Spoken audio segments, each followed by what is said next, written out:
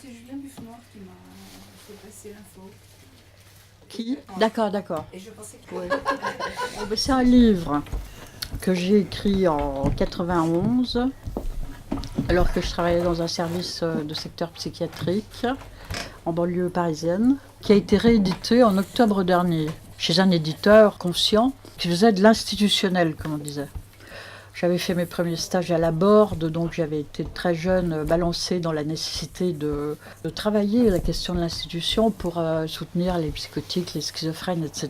Parce qu'on est dans des zones de transfert pulsionnel, archaïque, très bien analysé par Mélanie Klein. Sur l'archaïque, mais pas forcément sur l'institution, Mélanie. Oui. Alors si tu veux, moi j'essayais de me situer en théorie entre la Borde, donc des grands analystes comme Houry, comme ça, qui scoltinaient la question de la Borde, l'école de la cause freudienne, ce groupe qui est assez, comment on va dire, orthodoxe, que j'ai fréquenté dans le temps parce que j'étais très bon en théorie, que j'avais besoin de théorie. Et puis que j'ai pas fréquenté plus longtemps après la mort de Lacan parce que je voulais rejoindre plutôt les gens qui étaient capables de comprendre le transfert en jeu dans l'institution. Et Bayon, qui était un médecin-chef, qui était bien décidé à créer le secteur sur les communes de Bondy, Pavillon-sous-Bois, où il n'y avait rien du tout, qui nous a embauchés donc, dans les années 75. Je dis nous les psychologues, parce que c'est un bouquin de psychologue. Hein. Non, mais c'est important, historiquement c'est important, parce que le métier de psychologue est très jeune. Quand je suis arrivée chez Bayon, il n'y avait pas de psychologue. Une psychologue perdue au fin fond d'un pavillon, des patients à poil, une cage en verre au milieu avec de la paille, il y avait encore des patients à poil dans la paille. Bayon nous a ouvert la porte à nous, les petites jeunes psychologues, là. Et il nous a dit, maintenant, faites entrer la psychanalyse là-dedans. C'était ça l'arrivée. Et Bayon prête ses sous parce qu'il n'en avait pas, a débloqué des budgets je ne sais où qui ne devaient pas du tout servir à ça, genre des budgets, je sais pas moi, pour les jardiniers de l'hôpital et tout. Il a débloqué des vacations pour les psychologues, il a pris plein de psychologues, c'est lui qui avait le plus de psychologues, et il nous a donné à chacune 2 vacations par semaine. C'était vraiment... Mais bon, on était contentes parce que, voilà, comme ça, on était de bonne composition. Et puis, on avait été bien élevés à l'université par de merveilleux professeurs en sciences humaines. Je ne m'en suis pas rendu compte à ce moment-là, mais je pense qu'on apportait à l'hôpital psychiatrique les sciences humaines plus que la psychologie. C'est-à-dire cet excellent enseignement dont on a bénéficié dans les années 66, des penseurs, des philosophes, des médecins qui cherchaient à faire fonctionner ensemble sciences humaines, philosophie et médecine. Et puis là-dessus, on a Maldinet comme prof de philo, qui nous dit attention, attention, on avait 19 ans, le lendemain c'était 68. Alors attention, le plus grand danger qui guette les psychologues, c'est la connerie. Il nous disait, si vous voulez exercer ce métier, il faut vraiment vous cultiver à fond. Il faut que vous sachiez tout en peinture, il faut que vous sachiez tout en musique, en théâtre, bon. Vous ne pouvez pas aborder la question de la folie. C'était pas un mot tabou, la folie, sans vous être ouvert à tout ce qui fait la relation de l'homme au langage. Et de l'homme dans son sens le plus ouvert. Alors d'ailleurs, allez faire un stage au Vinatier dès demain, où on a trouvé mes premiers patients, là, ces dames schizophrènes avec leur robe rayée, là. Drôle de découverte. Alors, Maldinet nous engageait donc à nous intéresser beaucoup aux artistes et à faire des stages très très tôt. Et en même temps, bien entendu, il nous enseignait la phénoménologie, Binswanger et compagnie. Après, c'était plus facile d'aborder Lacan, parce que Lacan parlait du sujet, mais Maldinet nous en parlait déjà. Hein, le sujet qui se constitue face à son objet, hein, c'est le désir qui est premier, puisque le désir fabrique son objet au fur et à mesure qu'il avance. Tout de suite, Maldinet nous a dit attention à la société de consommation, il n'y a pas d'objet préfabriqué. Il n'y a qu'un philosophe qui pouvait oser dire des trucs pareils aux ignares que nous étions. Et puis on a eu Ricoeur comme prof aussi. Ricoeur, il nous faisait étudier de l'interprétation et il nous engageait, comme Maldinet, à ne jamais rien fixer, à être très ouvert et à voir le futur partout, même dans le passé. Bon. Mais sur le texte lui-même, c'est un texte que j'ai écrit avec un souci poétique. poétique au sens lacanien, c'est-à-dire en ce qui concerne la métaphore du nom du père. Au début, il était très raide. Il disait Z, paf. Il tenait l'espace psychique comme ça avec des gros clous, paf, 3 coups de marteau. Ça tenait comme ça l'image du moi, l'image de l'autre. En vieillissant, il a tout ramolli. Il a gardé le même schéma, mais il l'a ramolli avec ses nœuds en ficelle borroméens. Mais c'était la même chose. On avait toujours le symbolique, l'imaginaire et le réel, qui était déjà dans le premier schéma, ZL. Ça a toujours été là, toujours. Sauf que là, tout à coup, il dit, bon, l'espèce psychique, bon bah oui, ça doit bien se jouer en... Tenter l'aventure de transmettre de façon théâtrale, poétique et analytique une expérience n'est pas évident. Je m'y suis pourtant soumise, au risque de m'y griller autant comme écrivain que comme psychanalyste. Peu importe pour moi, le sacrifice en valait la peine. Voilà ce que Annie écrivait au début de sa préface. Puis il reste quelque chose. J'ai construit ce livre malgré la terrible injonction qui m'était faite de la part d'une partie de l'équipe, parce qu'il fallait faire avec ça aussi, de devoir écrire sur la folie, tout en épargnant les patients. Il ne fallait en aucun cas que je m'en prenne aux patients, que je leur vole ce qu'ils avaient de plus précieux, leur poésie. C'est l'une des raisons, et non la moindre, qui fait de ce texte bâti, tout en chicane, évitement et déviation, un objet parfaitement déséquilibré, mais peut-être n'est-ce pas si grave. C'est un écrit, me semble-t-il, qui rend compte d'une praxis, et ou qui se fait en se faisant, comme le poème de Mayakovsky. C'est-à-dire que c'est vraiment... je reviendrai après sur les références théoriques, la présence prégnante. Mais ce qui est intéressant, c'est de dire comment, dans ce texte, est présent Lacan. Moi, ça m'a beaucoup évoqué la façon dont toute une vie durant a travaillé Houry. Les concepts lacaniens, malaxés, le travail au quotidien avec les sujets atteints de psychose. C'est un texte magnifique, vivant, difficile, qui génère à la fois une espèce de plaisir à lire, mais aussi on sent la souffrance dans laquelle nous on était dehors. Confrontés à la vie en HLM. Je suis un petit peu surprise parce que j'ai l'impression d'être au théâtre. Bon, mais j'adore ton texte. Je suis ravie que tu m'aies invitée à y participer. J'ai éclaté de rire mais plein de fois. C'est pirouette pour attraper des situations qui sont loufoques, incompréhensibles et douloureuses même. Bon, mais il y a des choses beaucoup plus sérieuses. Par exemple, comment la douleur, la souffrance de l'infirmier vient faire écho à la souffrance du patient. Il y en a plusieurs moments comme ça. C'est très fort, ça. Les références, tes amis, là, les cites à certains moments. Ta bande, Artaud... Je l'ai noté, là. Artaud, Derrida... Non, Deleuze... Guattari. Guattari, Jabès. Bon, comme ça, il y en a quelques-uns. Lévinas. Oui. Ça me rend un petit peu dingue, cette lecture, depuis 15 jours là, que je suis dedans pour préparer ce moment. Et je n'attrape rien, je ne peux rien organiser. Je me dis, bien en plus, je ne sais pas qui c'est que je vais rencontrer ce soir. Donc, non, ce que je peux dire, c'est que ça m'évoque, enfin, pour dire quelque chose d'un peu pertinent comme ça m'évoque une réflexion sur la mémoire, le parcours de vie, parce que ça fait combien d'années donc. Non, mais ça a quand même dû t'évoquer tout ce qu'on a démarré à l'hôpital de jour. On a été vite quand même. Oui. Et je pense que tu es parti en Colombie avec dans ton bagage ce qu'on avait travaillé avec Lise. J'ai d'autant mieux emporté ce bagage-là que j'ai fondé à Bogota un lieu d'accueil pour les jeunes de la rue et qui était donc très inspiré de Inspiré de Bondy. De l'hôpital de jour, parce qu'il est évident que dans la rue, il y avait beaucoup de cette psychopathologie psychotique limite, avec consommation de drogue, avec violence, Des affiliations. Des affiliations. Moi, je t'ai posé beaucoup de questions sur effectivement ce que tu décris à un moment dans le livre, où tu dis que tu dis beaucoup de mal du symbolique. Le suicidé de la société menaçant un symbolique extrêmement dangereux, en citant Maud Madoni.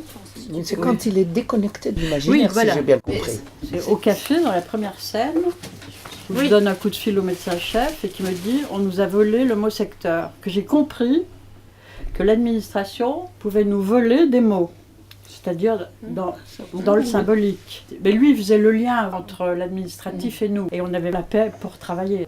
Alors, on nous a volé le mot secteur. Ça voulait dire que l'administration avait réussi à désincarner, à dépouiller de toute image ce mot pour en faire du pur organisationnel, du logiciel. Ouais, Aujourd'hui, une logistique. hospitalisation, c'est 15 clics sur l'ordinateur. Hein, t'es médecin quand même. Ouais. T'as 20 ans d'études plus 15 ans d'analyse. Et tu me dis, c'est pas 10 ans, possible. 10 ans, 10 ans. Non, mais attends. Donc, tu as tout un imaginaire, toute une culture de ce que c'est que l'être humain. Ce qu'on te demande, c'est 17 clics. Tu n'as même plus à écrire. Tout est déjà tout écrit et tu n'as plus qu'à cliquer dans les mots qu'on te donne. Bon, Oui, sauf que quand le symbolique devient tyrannique et un objet de persécution, c'est que nous-mêmes, on a certainement vidé le sens qui était porteur et qui était articulé sur l'imaginaire et le réel. C'est comme ça que les termes nous sont volés. Oui, alors ça s'est passé 16 ans après 75. 16 ans d'utopie, je ne sais pas si vous t'appellerez ça utopie, mais en tout cas 16 ans de pratique comme ça, qu'est-ce qu'on peut faire de la folie dans la cité. Est-ce que la cité, est-ce que ça fera du bien aux patients? On est très attentif à ça, mais est-ce que la cité elle-même se laissera inspirer par la folie? Est-ce qu'il y aura une sorte de machine désirante là où la cité se laisserait transformer par la présence des malades? On était attentifs aux choses sur plein de niveaux. Ah, on était super crevés en fait. Que nous arrive-t-il? Que nous arrive-t-il? Continuai-je à gratter dans mon grand cahier bleu au bout de 16 ans de secteur. Serions-nous en passe de ne plus avoir d'idées? De ne plus savoir comment nous emparer d'une situation? En ce premier jour de recherche, je remarque au sein de l'équipe un certain affaissement de l'imagination à côté duquel je ne peux pas passer et sur lequel il faudra que je revienne, bien que je sache par avance qu'en psychiatrie, l'imaginaire fait peur.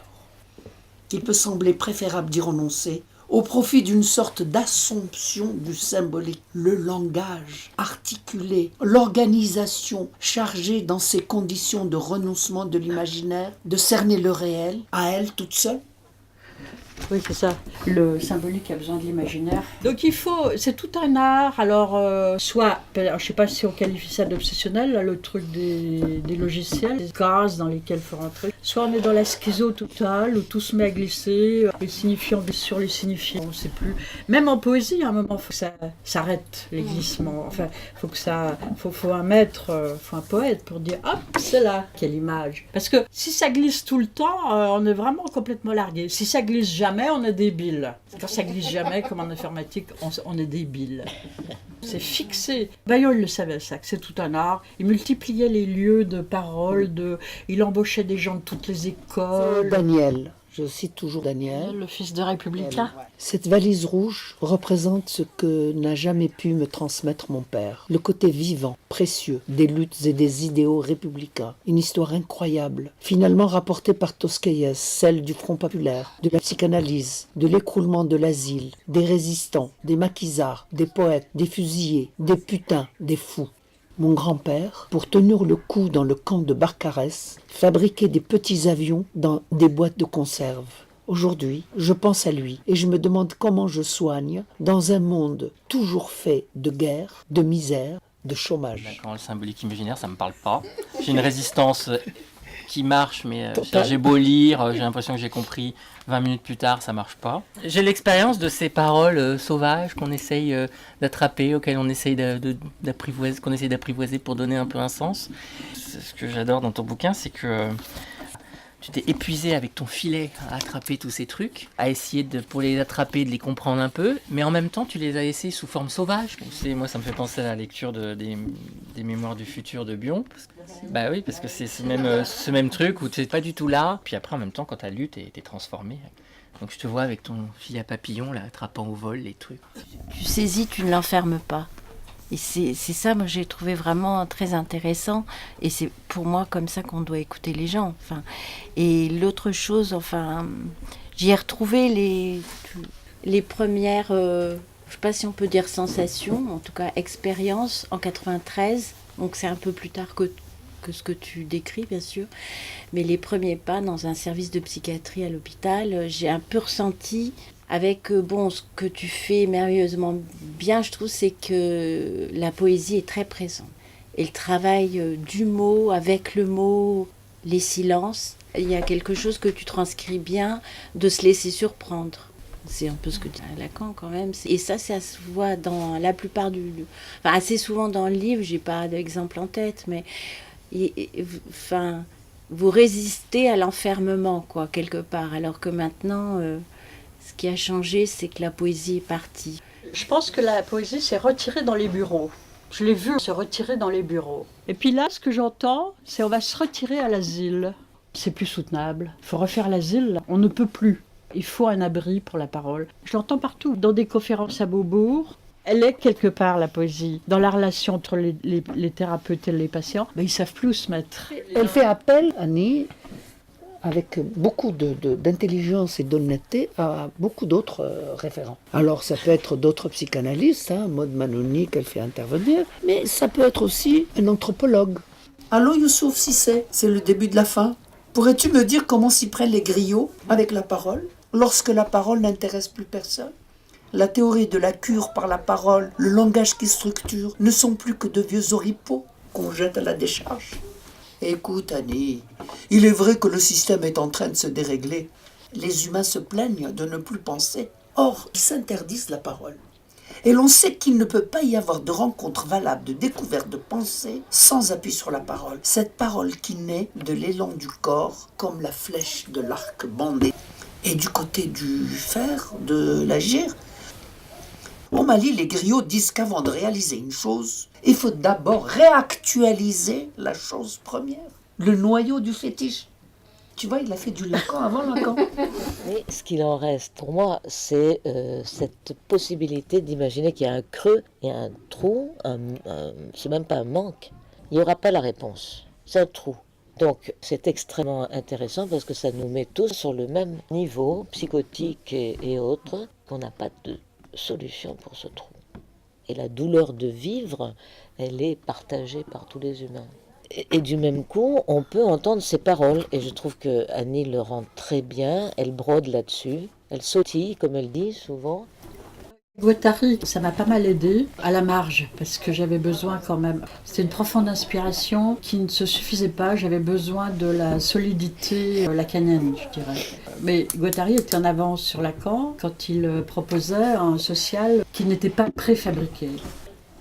L'enfant se nourrit du sein, mais le sein se nourrit de l'enfant. C'est une machine désirante. Donc là, on est dans des zones, en effet, vraiment pré-oedipiennes, où il s'agit de repérer du sujet dans des zones pulsionnelles. Dans l'institution, on a ça tout le temps. Se trouver au bon endroit, sur le parcours d'un patient, exactement là où le patient s'attendait à me trouver. Là, on est dans le désir, d'avant la demande, d'avant l'existence de l'autre, du temps où la mère sait mettre le biberon ou le sein exactement à l'endroit où l'enfant l'attend. Sur un mode hallucinatoire, cette première expérience de satisfaction, elle se fait sur un mode hallucinatoire. Après, bon, on embraye, normalement, on se dit que c'est pas moi, donc c'est la réalité. Mais cette toute première expérience, dans la rencontre, comme ça, hors demande, parce que Lacan, il est bien gentil avec sa question de demande. C'est ce que je vis aussi sur la question d'attendre ou pas la demande. On attend. Alors bon, il y a un espace artificiel social créé par la société qui oblige à aller au-devant. Tu travailles dans un établissement qui s'appelle CESAD, à domicile, mais on l'avait traduit par au-devant. Le souffle, je veux reprendre au souffle, trouver l'angle, le regard éloigné de l'observateur sur sa propre culture. Daniel enchaîne, tout en se préoccupant du raffut qu'occasionne la présence d'un jeune patient installé au bar. Il faut faire quelque chose. Comment travailler avec lui le sens d'une hospitalisation ? Il ne veut rien entendre et va toujours pieds nus. Arthur Orme, 19 ans, déclare vigoureusement à qui veut l'entendre « Cette nuit, j'ai rêvé qu'on me bouclait à vie. C'était délicieux. » À Villévrard, plus besoin de se lever, de s'habiller, plus besoin de chaussettes. D'ailleurs, ce matin, elles sont passées par la fenêtre. Et plus vite que ça. Que lui proposer d'autre ? Un mois dans une maison de repos ? L'hôpital de jour organise une semaine à la montagne, mais c'est en septembre. Un centre d'adaptation par le travail, peut-être. bien décidé à se faire entendre, Orme se tourne en direction de la salle. « Pardonnez-moi » lance-t-il au client, « mais il se trouve que je suis victime de sensations étranges. » Daniel, pragmatique, tente de le ramener à la vraie vie. « Et le prix des légumes ? Où en était le prix des légumes ce matin sur le marché ?» Une intervention qui ne fait qu'envenimer la situation. Orme se sent attaqué et se dresse aussitôt contre son persécuteur. « Toi, l'infirmier, contente-toi de toucher ton salaire. Tu n'es personne. C'est grâce à moi si tu gagnes du fric, c'est grâce à moi. Ne l'oublie pas. » La patronne, attentive, ne tarde pas à nous donner son avis. « Il n'est pas bien votre client. Il veut se faire enfermer à vie. » J'essaye de lui expliquer que nous sommes tous enfermés dans la vie. Puis elle repart vers sa cuisine en bougonnant. « Il faut laisser vivre le fond des choses. Il faut que je me laisse vivre, laissez-moi. » Puis Oui, mais alors là, je me suis mis à entendre les paroles de tout le monde, des patients et des soignants, plus du tout dans le registre de la communication, mais dans le registre justement des glissements de signifiants, des harmoniques au-dessus de tout ce qui se disait dans le service. Les mots s'entrechoquent, plus de sujet, le langage se mettait à parler tout seul. Je ne suis pas musicienne, donc je ne pourrais pas vous l'expliquer, mais j'ai l'impression donc d'un chœur et puis d'harmonique. Et je me disais, non mais c'est ça qu'il faut que j'écrive, les harmoniques. Donc c'est ce que j'ai écrit dans le premier bouquin. Donc il n'y avait plus du tout de sujet parlant. C'est pour ça que dans le deuxième, j'ai remis des petites d'escalier théâtrales pour qu'on sache à peu près qui parle. Et c'est ce qui m'a mis à l'écriture. C'est une sorte de partition. Page 156, je ne fais pas semblant. Soigner, c'est réinventer la vie. Bâtir des lieux de soins. Entendre ce que les patients ont à dire. Prendre le risque du réel. Écrire, c'est pareil. Et ne me parlez pas de la forme. Aujourd'hui, c'est la haine, quelque chose qui empêche de penser comment on pense. Bon, le schéma de Guattari, il est à 4 dimensions. Il y a le réel qu'il appelle les flux, c'est vraiment la matière. Ce qu'il appelle les territoires existentiels correspond grosso modo à l'imaginaire. Ce qu'il appelle les univers incorporels correspond aux créations justement symboliques faites à partir de cet imaginaire. Et le 4e pôle s'appelle le phylum machinique, est dérivé du réel et correspond à la succession des machines, des inventions technologiques qui se sont faites. Et par exemple, quand vous parlez d'effondrement de l'imaginaire, on ne peut pas parler, à mon avis, des jeunes d'aujourd'hui sans penser aux jeux vidéo, à la télé, enfin, surtout aux jeux vidéo, quoi. C'est absolument sidérant. C'est-à-dire des jeunes qui sont pris dans des jeux où ils sont 100 000 à travers le monde à conquérir une ville irakienne, arabe évidemment, enfin bien stéréotypée. Et qui sont complètement scotchés à ça et qui sont de tout milieu, etc. Donc l'industrie, maintenant, il y a une industrie de l'imaginaire, une industrie des médias qui a pris des dimensions complètement nouvelles depuis les années 80 pratiquement et qui change ce que forcément, enfin moi je ne suis pas thérapeute, hein, mais je pense que ça change complètement ce que les patients ont dans le citron et qu'on ne peut pas faire comme si ça n'existait pas. On ne peut pas éviter cette avancée technologique qui introduit l'histoire dans le schéma. C'est-à-dire le schéma de Lacan triangulaire, il peut se passer n'importe quand chez les Grecs, chez nous, etc. Tandis que le phylum machinique inscrit l'ensemble dans la production historique. Les 17 clics pour une hospitalisation. Oui, bien sûr, bien sûr. Là, tu vois, l'imaginaire du médecin, à ce moment-là, il est en danger. Ouais. Et si l'imaginaire du médecin est en danger, que penser de l'existence du patient qu'il a en face, quoi? Oui, mais en même temps, moi je ne sais pas, dans ce qu'on faisait avec Félix, on aurait créé un groupe de travail avec les inventeurs du logiciel en question et des médecins pour voir comment ça se croise et comment on peut essayer de produire un nouvel imaginaire des médecins à partir de là, parce que dès que tu rencontres des techniciens de tous ces trucs, on s'aperçoit des failles de leurs choses et comment en fait ils ne contrôlent pas trop ce qu'ils créent. Enfin, c'est très soignant aussi de rencontrer les gens qui produisent des machines.